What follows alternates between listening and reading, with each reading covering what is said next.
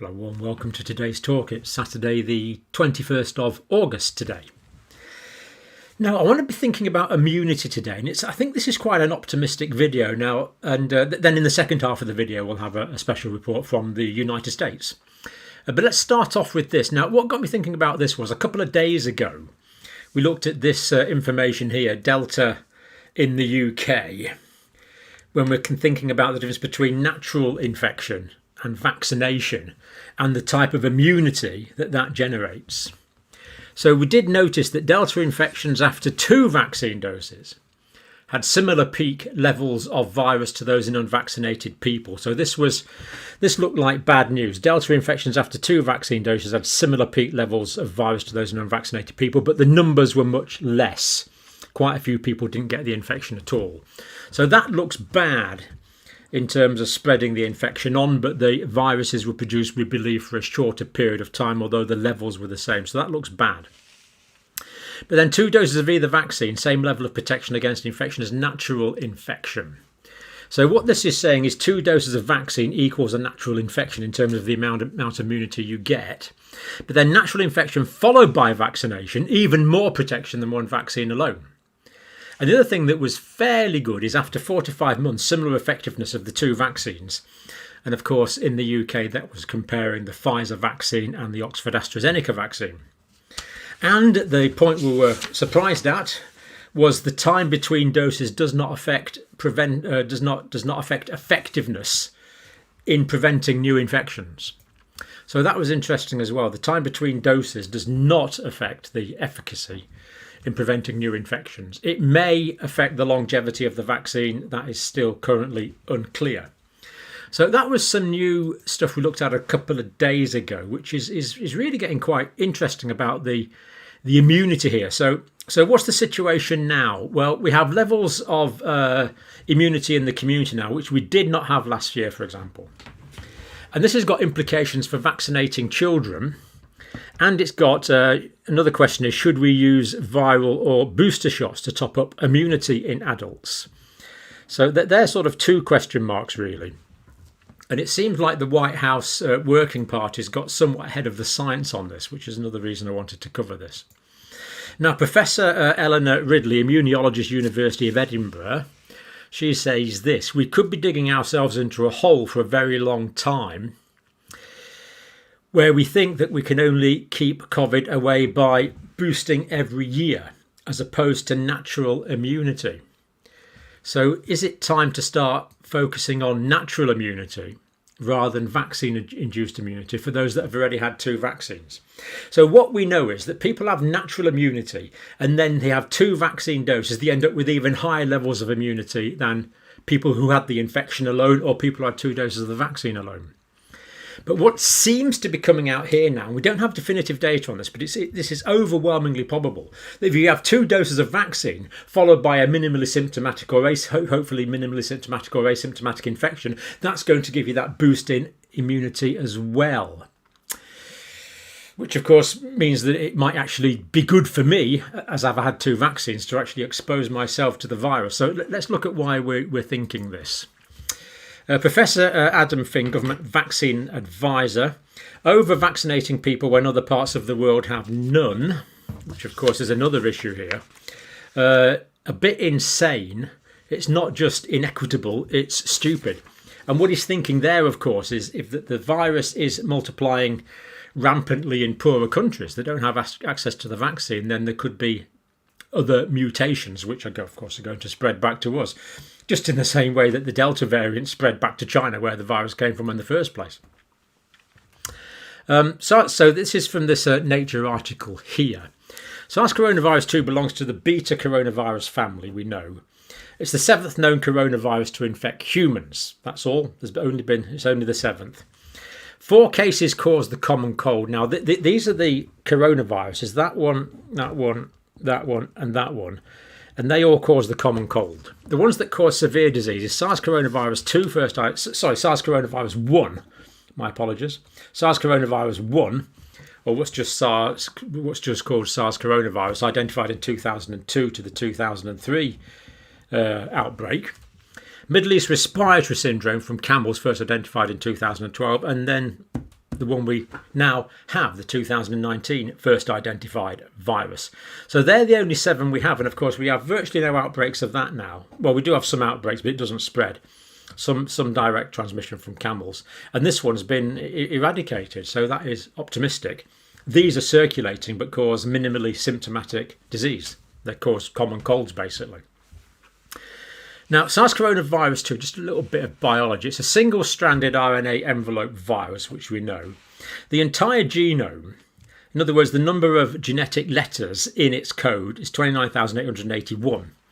Now, this is opposed to about 3.1 billion letters in use. So in some ways, it's a very simple structure. And that encodes for 9,860 amino acids. But of that, only 28 proteins are essential for infection. But still, 28 proteins is quite a lot. And I'll show you why I wanted to do this, because it's actually quite important that there's 28 proteins in the virus that are necessary for infection. So the first thing we want to look at is breadth of immunity. How much of the virus the immune system learns to attack? Because natural infection is going to be much more polyclonal. So if you've had the Moderna or the Pfizer or the Oxford AstraZeneca vaccine, that's just attacking the spike proteins. Basically one protein. But if you've had the natural infection, then your immune system has got 28 different proteins to target. So you can see there's a lot more immunity potentially being generated from 28 different antigens, things the immune system recognises as being foreign, as opposed to just 1 or 2. The vaccines do keep people out of hospital, which is good because the spike protein is the part that actually gets in to infect cells. But 28 proteins recognised give the lymphocytes, now I've made this up, a target-rich environment. So this is what we call the B cells, the B lymphocytes and the T lymphocytes. And you remember that the B lymphocytes make the antibodies and the T lymphocytes stimulate the B cells to make the antibodies. And also we get these T cells that kill infected cells called T cytotoxic, which are probably the main actual immune component fighting this virus. So if we have the vaccine, the B cells and the T cells can learn to recognise the spike protein by artificially giving the spike protein.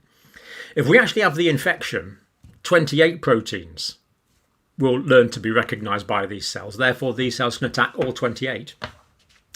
And this explains why people that have had the natural infection followed by 2 vaccines are even more immune, and therefore why I believe that 2 vaccines followed by the natural infection, the other way around, will make us more immune. So it takes on to some quite interesting areas of thought, this really. Professor Eleanor Wrigley, immunologist, University of Edinburgh. That means you've had a real humdinger of an infection. Interesting medical term, but we know what she means. You may have better immunity to any new variants that pop up, as you've immunity to more than just the spike. So a lot of the mutations that have occurred so far have been in the spike protein that's caused the virus to spread more. But of course, the virus is vulnerable to attack by the immune system on any one of the 28 other proteins. So the natural infection could well boost the immune system really quite significantly. And because if there's a mutation in the spike protein, but the immune system learns to attack all the other proteins, then the immune system can still kill the virus via the 27 other proteins. So that's one point, breadth of immunity. Breadth of immunity, definitely better after natural infection. No debate about that at the moment. Strength of immunity, the power to prevent infections and cause serious disease, is another factor. And we know that the vaccines are actually doing quite well on that. But there again, we know that people have had the natural infection plus 2 vaccines do even better on that.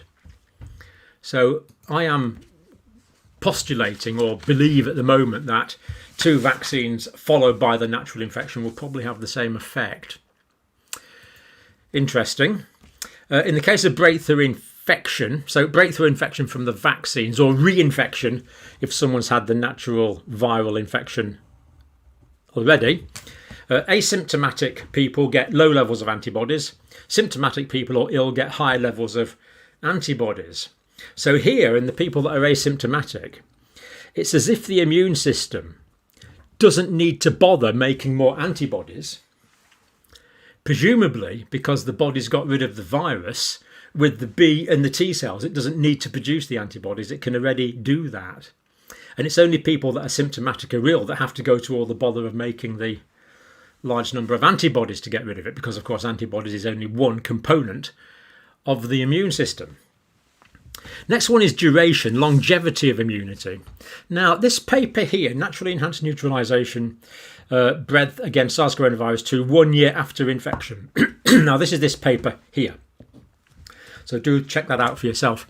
Now, natural infection, if someone's had natural infection and no vaccination, antibodies to the receptor binding domain are active after a year. So they still have active antibodies after a year. And presumably, in fact, the research says that, receptor binding domain specific memory B cells active and relatively stable between 6 and 12 months. Now, if someone's had the natural infection, these particular tests have been testing for the spike protein, the receptor binding domain part of the spike protein. That's what the tests have been looking for. But given that people have had the natural infection, I think we can assume, it's safe to assume they've got the other 27. The other 27 proteins have acted as an antigen and also stimulated B cells for the other 27 proteins, the other 27 antigens. So 6 to 12 months remaining relatively stable after infection, which is pretty good news. Data beyond 12 months we don't yet have. The time hasn't sufficiently elapsed for the studies to be completed. Vaccination further increases all components of the humoral immune system. That's the part of the immune system in the body fluids. And that results in serum neutralizing activity against variants of concern. So this is interesting. So what this is saying is people that have had the natural immunity, that have had the natural virus, this is the key point really, people that have had natural viral infection are less susceptible to variants of concern. We don't get the reduction in immunity that we do get with the vaccines, which were originally made, of course, for the original wild type virus. Now, it's a bit complicated, this, but it's quite powerful thoughts, really. Similar to or greater than neutralizing activity against the original Wuhan HU1 strain. So what this is saying is people that have made their own immune response by being exposed to the virus, their level of immunity against the new variants is basically as good as it was to the original virus. Whereas with the vaccines, we know the immunity is not as good as it was to the original virus, for which the vaccines were designed to combat. Right. So, and it's also this is achieved by vaccination of naive individuals. In other words, the natural infection is working as well as people that were vaccinated. Direct quote from the paper: the data suggests that immunity in convalescent individuals will be very long lasting. Sounds good. And that convalescent individuals who received available mRNA vaccines will produce antibodies and memory B cells that should be protective against circulating Sas Coronavirus 2 variants. But we know that people with the natural immunity have even better protection against the new variants of concern. Now, the next thing is about the anatomical location of the immunity. So basically, the immunity comes from two parts of the body. So there's what we call immunoglobulin type A's that are in the nose and the mouth and the throat, in the mucous membranes, in the mucus. They're immunoglobulin type A's. And the immunoglobulin type M and G's, they're in the blood. They're in the blood. So that actually makes a bit of a difference. So mucous membranes for immunoglobulin type A's and immunoglobulin M's that are made first, and the longer lasting immunoglobulin G's are in the blood. So that's interesting, because what this means is that this kind of explains why people who've been doubly vaccinated usually get common cold type symptoms. Because the vaccine, of course, is going into the body fluid, so it's going into the blood, so you make the IgMs and the IgGs. But as far as we know, the vaccine doesn't make us make the immunoglobulin type A's that go into the mucous membrane. So what that means, if someone is exposed to the virus, the mucous membrane is vulnerable to infection, and we can get the headache, the runny nose and the sore throat. But because the protection against the virus is in the blood, we don't get systemically ill all over. So that's another important point of the way this is working, and it explains really quite perfectly, actually. It really explains quite perfectly why people just get common cold type symptoms after vaccine, and the majority of them don't get ill. So professor from University of Oxford, Paul Kleinerman from Oxford, location of an infection makes a difference even if it's the same virus. So this is in agreement with what we've just said. So we would expect important differences between natural infection and vaccines, because of course the natural infections will produce the immunoglobulin A in the mucous membranes, whereas the vaccine won't. So, current questions. Do vaccinated adults need to be boosted, or is exposure to the virus enough? Or you could rephrase this by saying, is natural exposure to the virus after vaccination significantly preferable to an extra booster dose of vaccine, because they're going to get this more polyclonal response, including the protection of the mucous membranes? I think the answer to that is probably yes at the moment. Do children need vaccination at all? Or does a lifetime of ongoing exposure to the virus build up good immune defence? Well, we know that exposure to virus builds up a good response, because we get immune top-ups that occur with respiratory syncytial virus, for example, rhinoviruses, common cold virus, and other coronaviruses. So ongoing exposure to the virus is going to give ongoing generation of immunity. Now, I'll just illustrate this with a story from the way that vaccines were discovered. So Edward Jenner inoculated an 8-year-old boy, I think it was, James Phipps, and he inoculated him, and I'm using the term inoculation correctly there. He inoculated him with cowpox pus, and he put it into his arm and he rubbed it in.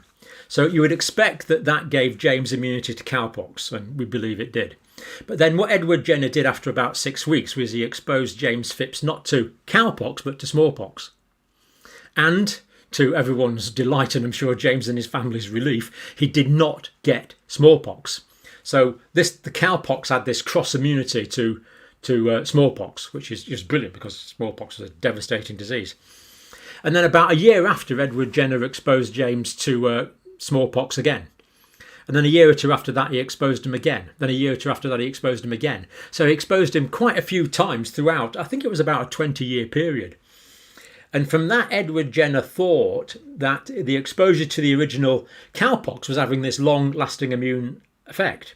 But what was actually happening is every time James was being exposed to the smallpox, he was protected by previous exposure to smallpox, and then from the first time he was exposed to smallpox, he was being protected against previous exposure to cowpox. So it was the ongoing exposure that gave him lifelong immunity. And there's no reason to think exactly the same thing won't happen with exposure to Sas Coronavirus too. Doesn't mean to say we haven't got an immediate problem, especially in the United States, because a lot of people are not vaccinated, therefore susceptible to the systemic illness getting into the body, making them sick. That's the current problem at the moment. But long term, I can actually feel a bit of optimism emerging as I'm saying this, actually. It's Professor Adam Flynn, government vaccine advisor. This isn't proven, but it could be a lot cheaper and simpler to let that happen than spend the whole time immunising people with vaccines. We could end up locked into a cycle of boosting without seeing if it was necessary. Because what I've said is it probably will not be necessary. So the regulatory authorities in the States and the regulatory authorities in the UK have not yet said we're going to need booster doses. This is the politicians that seem to be saying this, which is, to be quite honest, is a bit disappointing that politicians are jumping the gun. In children, the argument has already been won, according to Professor Flynn. So basically, Professor Flynn here is saying that children under the age of 12 do not need vaccinated. 40 to 50% have already been infected, and most weren't ill or particularly ill. And because they've had the natural infection, especially if they get the natural infection, then they get the natural infection again, we would expect their level of immunity to be higher.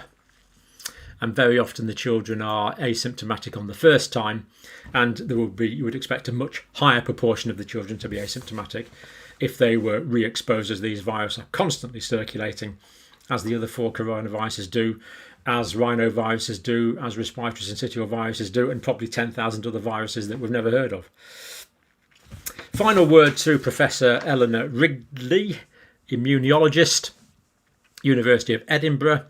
Using vaccines to take the edge off COVID is a good idea, followed by infection. Followed by infection. So vaccination followed by natural exposure next time you are in the pub or go to a public place, especially an indoor place. And that will broaden the immune response. It will be a more polyclonal immune response. You will generate immunity to all 28 of the virus proteins that are necessary for infection, not just one or two of them. We really need to consider, are we justified in, are we just frightening people rather than giving them the confidence to get on with their lives? We're close to just worrying people now. Direct quote from Professor Eleanor Ridley. So there we go. Now, provisos here. People that are immunocompromised might need 3, 4, 5 shots of the vaccine before they generate an immune response. But it may well be that government regulatory bodies decide that for most of us, a 3rd dose of the vaccine is not necessary because we are going to be naturally exposed during the time period that this virus is endemic.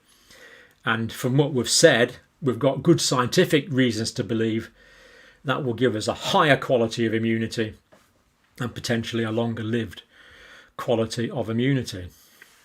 So can't make any recommendations now. We wait for the FDA, the CDC, the British European regulatory authorities to make a decision on this, but I'm pretty sure from consideration of those points in the science, that is the way they are going to go for most of us, I strongly suspect, which of course is remarkably good news, because we're going to have long-term immunity boosted by a few years exposures to the virus over the next season or 2 or 3 or 4.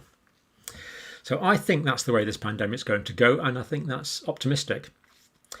What we'd really like to do, of course, is get everyone in the world to have 2 doses of vaccines so that everyone will gain the benefit of getting natural exposure to the virus while covered, while having immune cover from the original, from their vaccination. This is what we call active on passive immunity, well, active on active immunity. So you generate active immunity really with the vaccine. Then you get active immune boosting again after that. And you don't get the infection on most occasions because you're already covered by the original active vaccination immunity. So there we go. I know that was a bit difficult, but I think that really spells out why we can be, why I am personally currently quite optimistic about this becoming an inconvenience rather than a major ongoing health problem, as long as we can get those initial vaccines rolled out. Now, we're going to go to a report now from the United